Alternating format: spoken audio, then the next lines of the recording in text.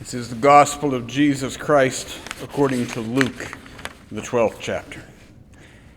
Jesus said, "I came to bring fire to the earth, and how I wish it were already kindled.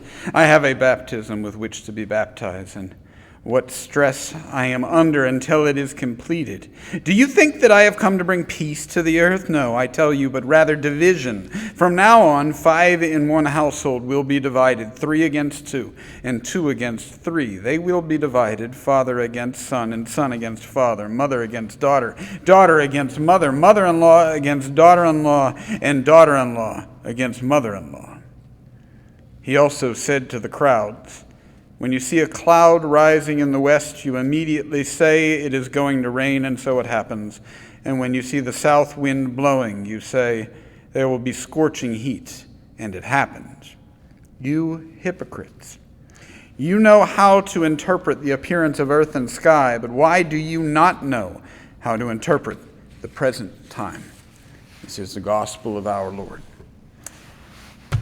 So this passage tends to generate as much, if not more, questions for a pastor than any other passage in the Bible. And good, compassionate Christians tend to be confused how this Jesus, who we know loves us all, could claim to have come to bring fire and division instead of peace. Good, compassionate Christians really want me to explain this in a way that doesn't seem so threatening.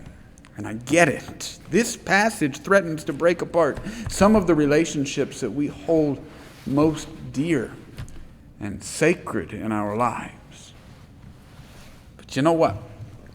Despite all of the people who have asked me about this passage over the past decade, I have never once had a victim of abuse or neglect wonder why Jesus would drive a wedge between mother and daughter or father and son. Disrupting the peace is only a threat to those who believe they are at peace. Fire is of no concern to ashes. There is no peace to what is already broken. When a parent does the unspeakable to a child, it is an act of violence to even suggest that child is still bound by the obligations of the 4th commandment. Fire is of no concern to those who are already laying in ashes. Peace without justice is only a promise to those whose peace is dependent upon injustice. The Pax Romana, the Roman peace, asked people who were living under the imperial boot to accept the premise that they were living in the greatest peace the world had ever known.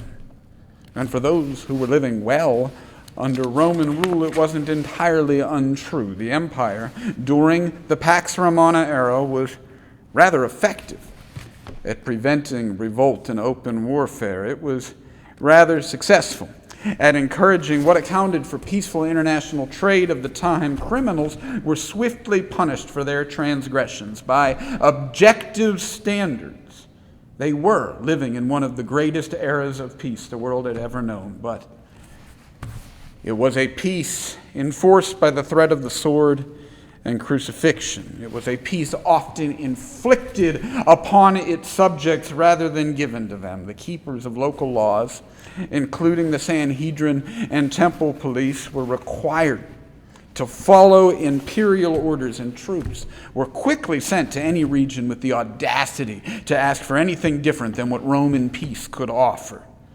This is why Jesus had to be brought before Pilate. This is why centurions are in the story at all. The bad guys in the story of Jesus Christ were the ones charged with keeping of the peace. That doesn't mean that Jesus supported thoughtless acts of rebellion. He had no more friends among the zealots who advocated for responding to the Roman sword with the sword of their own than he did among the temple elders who coveted their tenuous grasp upon what looked kind of like peace. Jesus did not call his followers to engage in dangerous acts of disobedience, but He did often advise them on how to be disruptive in small ways. If a soldier asks you to carry a pack a mile, carry it another mile. A soldier was not legally allowed to ask you to carry a pack more than a mile. Your continuing to carry it could get that soldier in significant trouble with their superior, but it would make them look rather weak if they were going to try and punish you and stop you from carrying their pack. Little acts of rebellion. There is a real temporal call for disobedience and disruption of the peace in the gospel of Jesus Christ. This is not an end of days eschatological fire Jesus is talking about. If it were, then Jesus absolutely is coming to bring peace. True peace. When the kingdom comes, true peace will be established. But in the meantime, while sin and death still roam the earth, justice must be performed. Let's not over-spiritualize the divisions Jesus has come to bring to the point that they offer nothing of real hope to the abused, neglected, and oppressed living amongst us. Let's not do that. But I bring up Christ's reticence to support open rebellion so we may also resist another temptation to read this as a call for us to wield Christ's fire against those whom we would call enemies. This is not a rallying cry to conquer those we oppose, to take up the tools of empire, even if we adorn them with the name of Christ, is still to support Caesar. We should not read this as a call to go seeking division, but instead as an assurance that when division arises and we choose solidarity with those who are at greatest risk, we have not been abandoned. This is a promise of peace, just one that is far more than an absence of conflict.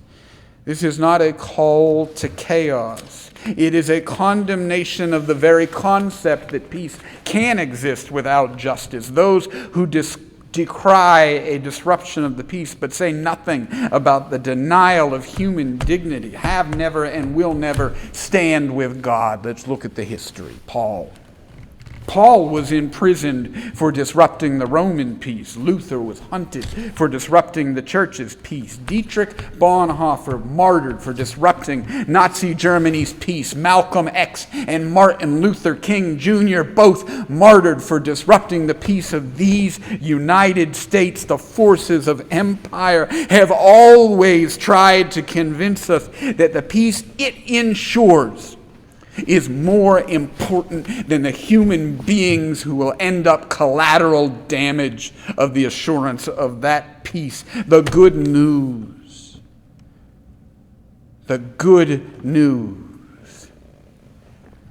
is that it's not. People will always be more important.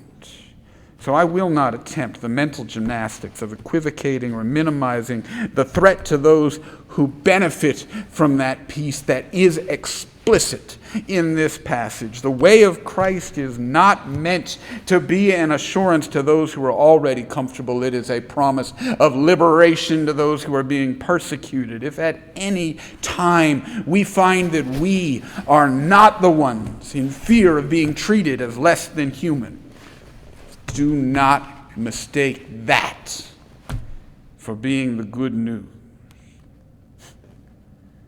The good news in those moments is the power that we have to join God in being a liberating force for those for whom that humanity has been denied.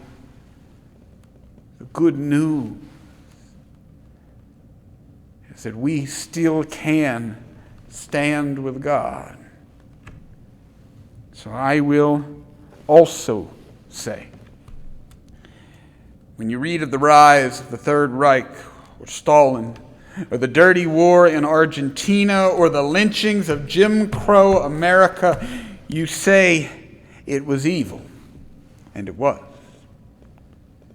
You hear of the people martyred standing against it and say they were righteous, and so they were. You know how to interpret the gospel in history, but do not know how to interpret this present time.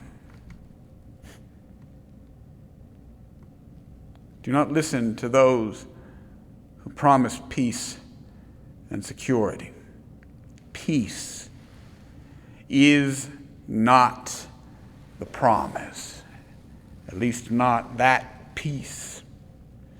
Do not be fooled into settling for so little.